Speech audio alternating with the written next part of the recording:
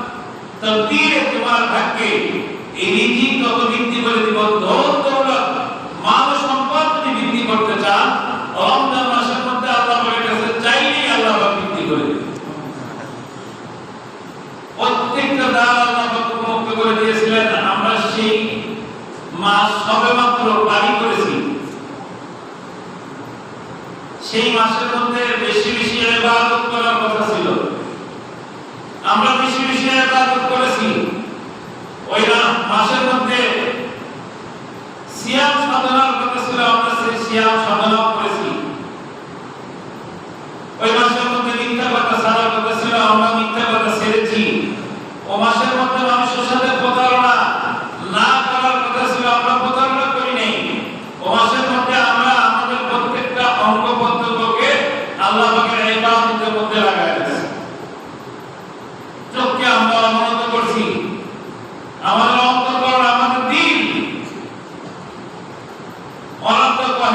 বাদ চিন্তা ভাবনা থেকে ফিরে আল্লাহমুখী করে দিয়েছিলাম। আমরা রোজা রেখে ফাহিশার কথা বলি নাই, কাউকে বলতে শুনলে বলেছে রোজা দিন এগুলো কি বলিস,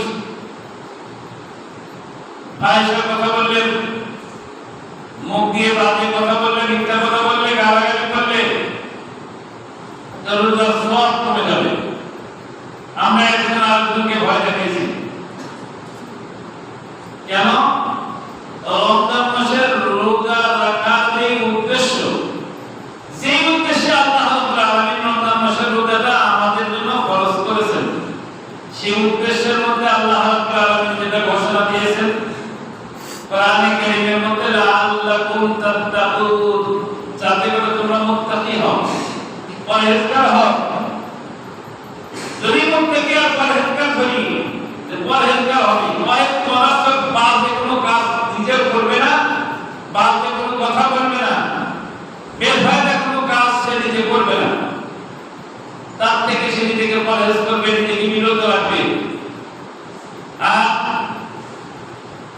তাত্তাকুনের অর্থ যদি আমরা করি যে আল্লাহ পাককে ভয় করবে, তাহলে আমরা আল্লাহ রাব্বুল আলামিনের ভয়ে যে তার সামনে আমাকে একদিন দাঁড়াইতে হবে, প্রতিটা মুহূর্তের প্রতিটা ক্ষণের হিসাব দিতে হবে। আল্লাহ পাক আমাকে যে হায়াতটা দিয়েছেন, এই হায়াত সম্পর্কে হাসরের মাঠে প্রশ্ন করবেন। পুরা হায়াত, আমি যদি 60 বছর হায়াত পেয়ে থাকি, পুরা 60 বছর হায়াতের ব্যাপারে আমাকে প্রশ্ন করা হবে। ওয়ান উমরিহি ফীমা আফনাহু, তোমাকে যে জীবন দান করেছিলাম, যে উমর দান করেছিলাম, ফীমা আফনাহু, এটা তুমি কোন কাজের মধ্যে শেষ করেছো? আল্লাহ পাক জিজ্ঞাসা করবেন। এই প্রশ্নের উত্তরও আমাকে হাসরের মাঠে দিতে হবে। হাসরের মাঠে এই প্রশ্নের উত্তর দেওয়া ছাড়া আমরা কোনো ওলি আল্লাহ কাগজ পর্যন্ত হাসরের মাঠে অন্য কোনো কাজ এসে মনোযোগ দিতে পারবে না, সামনের দিকে পথ চলতে পারবে না। আমাকে এই বিষয়টার হিসাব দিতে হবে, পুরা জিন্দেগির একটা হিসাব। আমার এই পুরা জিন্দেগির হিসাবের মাঝখানে একটা ইম্পর্টেন্ট সময় আছে, গুরুত্বপূর্ণ সময় আছে। সেই সময়টাকে আমরা খুবই মূল্য দেই। ওয়ান সাবাবিহি ফীমা আবলাহু, আমার যৌবনকাল, আমার শাবাব, যে যৌবনকালটা আমরা বড় মূল্যবান মনে করি, যে যৌবনকালটা আমরা বড় দামি মনে করি, আর এই যৌবনকালটা আমরা বিভিন্ন কাজে লাগাই। ঠিক আমার পুরা হায়াতের মধ্যে শিশুকাল, কৈশোরকাল, এটা বাদ দিয়ে, ওইদিকে বৃদ্ধকাল বাদ দিয়ে মাঝখানে একটা যৌবনকাল আছে। এই যৌবনকাল সম্পর্কে আল্লাহ পাক জিজ্ঞাসা করবেন। ওয়ান শাবাবিহি ফীমা আবলাহু, বান্দা তোমার পুরা হায়াতের মধ্যে থেকে, জীবনের মধ্যে থেকে শৈশবকাল, কৈশোরকাল বাদ দাও, বৃদ্ধকাল বাদ দাও। তুমি ওই সময় দুর্বল হয়েছিলা, এই সময় দুর্বল ছিলা, এই সময় দুর্বল হয়ে গেছো, কিন্তু মাঝখানে একটা সময় ছিল, সেই সময়টাকে শাবাব বলা হয়। এই শাবাব, এই যৌবনকালটার ব্যাপারে তোমাকে প্রশ্ন করি। পুরা হায়াতকে প্রশ্ন নয়, যৌবনকালটা, এই মোক্ষম সময়, এই সময়টা দামি সময় তুমি কোন পথে ব্যয় করেছো? এই যৌবনকাল সম্পর্কে জিজ্ঞাসা করা হবে। আমরা হাসরের মাঠে এই যৌবনকালের বিষয়ে আমাদেরকে জবাবদিহি করতে হবে। জবাবদিহি না করে আমরা হাসরের মাঠ ছেড়ে কোথাও যাওয়ার সুযোগ পাবো না। রমজান মাস আল্লাহ পাক আমাদেরকে দিয়েছিলেন যাতে করে আমরা আমাদের যৌবনটা কাজে লাগাই, বেশি বেশি করে ইবাদত করতে পারি, তাসবিহ তাহলিল জিকির আজকার করতে পারি, আল্লাহ পাককে আমানতি করতে পারি। আমি সবকিছু থেকে আমাকে মুক্ত করে আল্লাহমুখী করে দিব। আমি যখন আল্লাহমুখী হব, তো আল্লাহ আমানতি হয়ে যাবে। আর আল্লাহ যদি আমার হয়ে যায়, আল্লাহুল মাওলা ফালাহুল কুল, আল্লাহ যার হয়ে যাবে, তার কোনো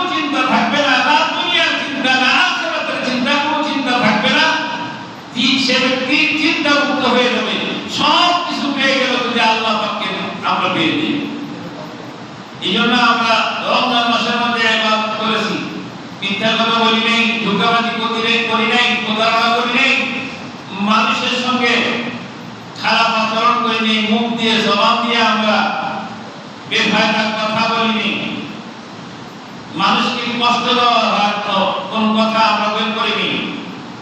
আমরা আজান শুনলে মসজিদ মুখে হয়েছে, কিন্তু রমজানের পরে আমরা যে আগে যেমন ছিলাম তেমন হয়ে গেলাম। এই রমজান মাসটা আল্লাহ পাক আমার দিয়েছিলেন, এই রমজান মাসটা কাজে লাগায় যেন নিজেকে আমি জাহান্নাম থেকে মুক্ত করে জান্নাতি মানুষ হিসেবে করতে পারি। এই জন্য রমজান দান করলেন আল্লাহ পাক। আমি রমজান মাসটা কাজেও লাগাইলাম, জাহান্নাম থেকে মুক্ত করে নিজেকে জান্নাতি মানুষ করলাম। বেশি ইবাদত করেছি, আল্লাহ পাককে ভয় করে চলেছি, অহেতুক অনার্থক কোনো কথাবার্তা বলি নাই, বেফায়দা কোনো কথা বলি নাই, বেফায়দা কোনো কাজ করি নাই, জিকির আজকার তাসবিহ তাহলিল বেশি বেশি করে করেছি, তো নিজেকে আমি জান্নাতমুখী করতে পেরেছি। রমজান পার হয়ে গেছে, আমি আবারও সে আগের মতো হয়ে গেলাম। আমি তো আর জান্নাতি থাকলাম না, আমার তাসবিহ তাহলিল জিকির আজকার কমাই দিয়েছি, আমি মিথ্যা কথা বলা বন্ধ করেছিলাম, আবার শুরু করেছি, প্রতারণা করা শুরু করেছি, আমি মানুষকে ধোঁকা দেওয়া শুরু করেছি, আমি নামাজ কম পড়া শুরু করেছি, মসজিদ মুখী হওয়া কম করে দিয়েছি। তাহলে আমার পূর্বের ন্যায় হয়ে গেলাম, তো আমার লাভটা কি? আমি যে আয়াত কারিমা আপনাদের সামনে তিলাওয়াত করেছি, একটা মাত্র আয়াত তিলাওয়াত করেছি, ওয়াবুদ হাত্তা ওয়াবুদ রব্বাকা হাত্তা ইয়াতিয়াকাল ইয়াকিন। তোমরা তোমার রবের ইবাদত করো। আমার রবের ইবাদত করার কথা বলা হয়েছে। আমি তো গোলাম, আমি তো মালিক না, আমি তো মালিক না। নিজেকে গোলাম বানাইতে হবে। আমি যদি গোলাম হতে পারি, তাহলে আমার মনিবের কাছ থেকে, আমার মালিকের কাছ থেকে আমি যা যা মজা পাবো। নিজেকে যদি আমি গোলাম বানাইতে না পারি, তাহলে আমি আমার মালিকের কাছ থেকে, আমার মনিবের কাছ থেকে আমার প্রয়োজন আমি পুরা করতে পারবো না। আমার মালিককে নিয়ামত দিবে না বলে সেই নিয়ামত থেকে আমি বঞ্চিত হব। এই জন্য আমাকে ইবাদত করতে হবে। রমজান মাসের মধ্যে আমরা ইবাদত করেছি, বেশি বেশি নামাজ পড়েছি। অনেকেরই দেখা গেছে শেষ রাত্রে উঠে তাহাজ্জুদ পড়া 12 মাস 11 মাস তার অভ্যাস ছিল না, রমজান মাসের মধ্যে তাহাজ্জুদ নামাজ পড়েছে। মাগরিবের পরে সালাতুল আওয়াবিন পড়ার অভ্যাস অন্য কোনো মাসে ছিল না, রমজান মাসের মধ্যে সালাতুল আওয়াবিন পড়েছে। নামাজের সময় নফল নামাজগুলো সে পড়তে পারেনি, সুন্নাত পড়ে দৌড়ায় কাজে চলে গেছে। রমজান মাসের মধ্যে সেই নফল নামাজগুলো পড়েছে। রমজান মাসের মধ্যে জামাতের সাথে নামাজ পড়ার জন্য চেষ্টা করেছে। রমজান মাসের মধ্যে বসে বসে তাসবিহ তাহলিল করেছে। রমজান মাসের মধ্যে বাড়তি যে আমলটা করলাম, এই আমলটা কতদিন পর্যন্ত করব? তুমি তোমার রবের ইবাদত করো হাত্তা ইয়াতিয়াকাল ইয়াকিন। আল্লাহ বলেন ওয়াবুদ রব্বাকা, তুমি তোমার রবের ইবাদত করো। কতদিন পর্যন্ত ইবাদত করব? হাত্তা ইয়াতিয়াকাল ইয়াকিন, যতদিন পর্যন্ত তোমার কাছে নিশ্চিত মুহূর্তটা না আসে। নিশ্চিত মুহূর্তটা, নিশ্চিত বিষয়টা তোমার সামনে যখন এসে যাবে, ততদিন পর্যন্ত তুমি ইবাদত করতে থাকো। নিশ্চিত বিষয় সেটা কি? নিশ্চিত বিষয়ের ব্যাপারে মুফাসসিরিনে ইকরাম হাদিসের সাথে মিল করে অনেক ব্যাখ্যা করেছেন। রাসূল আকরাম সাল্লাল্লাহু আলাইহি ওয়াসাল্লাম ইয়াকিন শব্দের অর্থ করেছেন যে আল্লাহ পাক বলেছেন ওয়াবুদ রব্বাকা হাত্তা ইয়াতিয়াকাল ইয়াকিন। ইয়াকিন শব্দের অর্থ হলো আল মউত। যতদিন পর্যন্ত তোমার মউত না আসবে, ততদিন পর্যন্ত তুমি ইবাদতের মধ্যে নিজেকে লিপ্ত রাখো, ইবাদতের মধ্যে লাগায় রাখো। আমরা রমজান মাসের মধ্যে ইবাদতের মধ্যে রাখছিলাম। মৃত্যু আসে নাই, তার আগে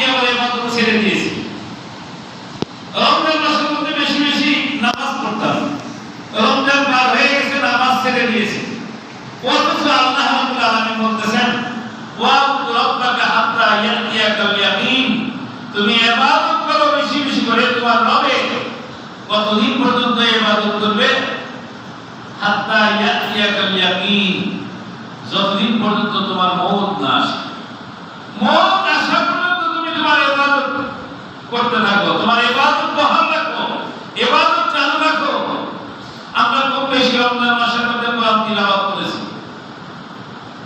রমজান পার হয়ে গেছে এখন কোরআন তিলাওয়াত ছেড়ে দিব আমরা একটু জিকির আজকার করার চেষ্টা করেছি রমজান পার হয়ে গেছে জিকির আজকার ছেড়ে দিব তাহলে তো ওয়াবুদ রাব্বাকা হাত্তা ইয়াতিয়াকাল ইয়াকিন মওত না আসা পর্যন্ত মওত পর্যন্ত নিশ্চিত বিষয় এটা হলো মওত যে নিশ্চিত মওত আমার আসবে এই নিশ্চিত বিষয় পর্যন্ত নিশ্চিত বিষয় আসা পর্যন্ত আমাকে ইবাদতের মধ্যে আমাকে গোলামের মধ্যে আমাকে গোলাম হিসেবে নিজের গলায় বসে লাগায়া আল্লাহ পাকের হাতে সবল করার কথা ছিল যে আল্লাহ তোমার পথ ছাড়া তুমি যেদিকে আমাকে চলতে বলেছো সেই দিক ছাড়া আমি চলবো না আমার মন চাই কিন্তু আমার মন গড়া জীবন আমি এটা পরিচালনা করবো না আমার মনের কোন রকমের চাহিদা আমি মিটাইতে পারবো না যদি সেই চাহিদা তোমার মর্জি মোতাবেক না এই জন্য আমরা অনেক হালাল জিনিস রমজান মাসের মধ্যে ছেড়ে দিয়েছিলাম কিন্তু এখন তো আবার আগের মতো হয়ে গেলাম তাহলে লাভটা কি হলো এক মাস আমরা খুব জোশে ইবাদত করলাম আবার শয়তান বন্দী ছিল বিধায় আমরা খুব জোশে ইবাদত করেছি শয়তান যখন মুক্ত হয়ে গেছে আমরা আবার শয়তানের হাতে হাত দিয়ে বলে দিলাম যে ঠিক আছে আর আমার দেওয়া যাবে না এখন মনে হয় আর মাগরিবে রমজান মাসের মধ্যে যেভাবে মাগরিবে 2-3 কাতার হতো এখন মনে হয় এটা বহাল আছে নাকি সাইবুল বহাল আছে না এটা বহাল নাই তার মানে রমজান মাসের মধ্যে ইবাদত করছি আমরা গোলামি করছি আল্লাহ পাকের কি আসলো আমাদের সামনে নিশ্চিত কোন বিষয়টা আছে নিশ্চিত একটা বিষয় আছে আমি খুব চিন্তা ভাবনা করে বের করলাম যে নিশ্চিত একটা জিনিস আমার সামনে আসছিল ঠিক ততদিন পর্যন্ত আমি ইবাদত করছি সেটা হলো নিশ্চিত একটা ঈদ আসছিল ঈদুল ফিতর আমার সামনে আসছিল আমি কিন্তু রমজান মাস ইবাদত করছি গোলামি করছি আল্লাহ পাকের জিকির আজকার তাসবিহ তাহলিলের মধ্যে নিজেকে লিপ্ত রাখছিলাম যখন নিশ্চিত বিষয়টা আমার সামনে আসবে আমি ইবাদত ছেড়ে দিব নিশ্চিত বিষয় ঈদ আসছিল ঈদ আসার পরে আমি ইবাদত ছেড়ে দিয়েছি ঈদের রাত থেকে আমরা আর এশার নামাজে মসজিদে আসি না এশার সাথে আমরা আর কোনো সুন্নাত নফল নামাজ পড়ি না আমরা শেষ রাতে উঠে আর তাহাজ্জুদ করি না আমরা মসজিদে আযান হলে আর মসজিদমুখী হই না আমরা সব ছেড়ে দিয়ে আমরা নিশ্চিত বিষয়টা ধরে নিয়েছি যে কিন্তু না আল্লাহ রাব্বুল আলামিন বলেছেন ওয়াবুদ রাব্বাকা হাত্তা ইয়াতিয়াকাল ইয়াকিন এই ইয়াকিন নিশ্চিত বিষয়টা হলো তোমার মওত যতদিন পর্যন্ত তোমার মওত না আসবে ততদিন পর্যন্ত তুমি নিজেকে ইবাদতের মধ্যে লিপ্ত রাখো গোলামির মধ্যে লিপ্ত রাখো মওত এসে যাবে তো তোমার মধ্যে বাকি আল্লাহ রাব্বুল আলামিনের অসংখ্য নিয়ামত পরিপূর্ণ জান্নাত তুমি পাইতে দেবে হবে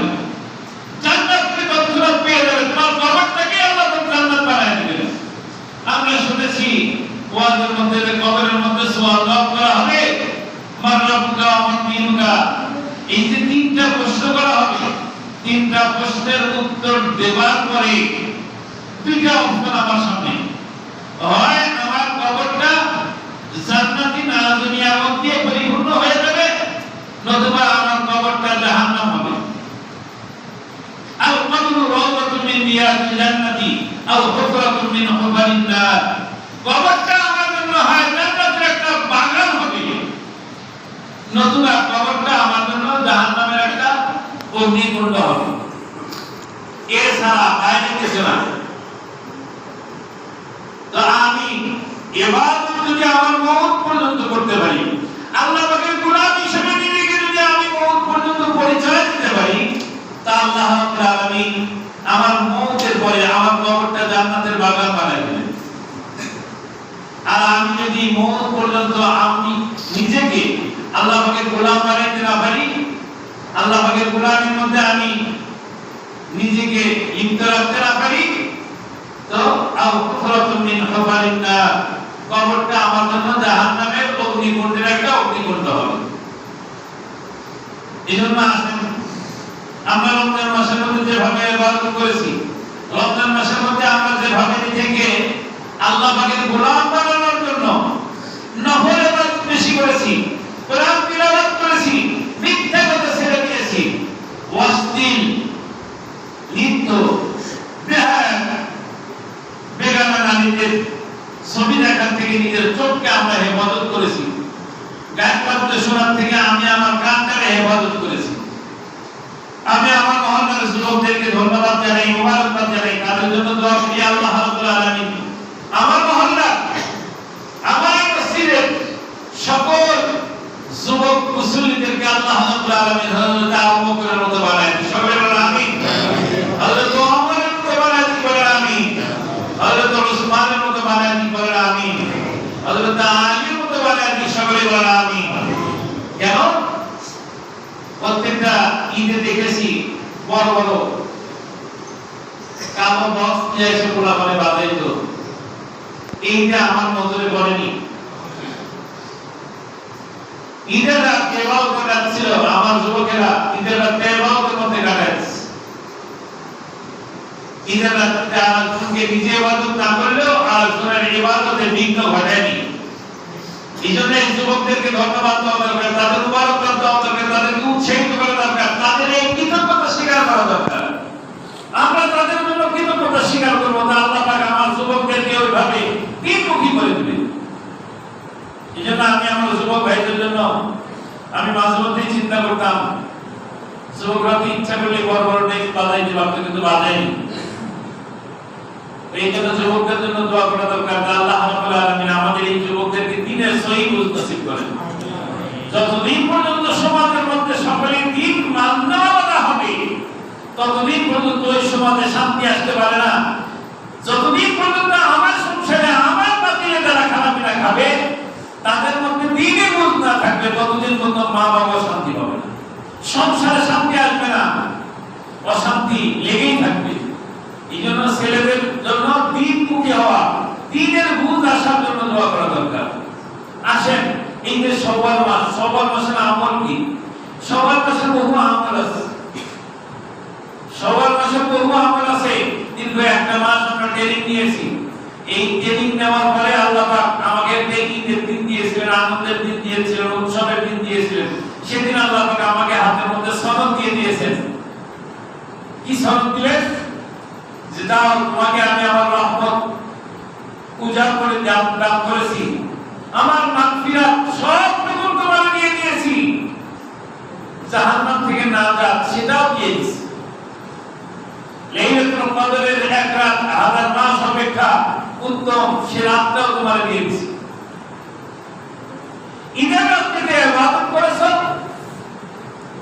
এই ইবাদতের মধ্য দিয়ে তোমার কলবটা কিয়ামতের মাঠে মরবে না, এটার সনদ দিয়ে দিলাম।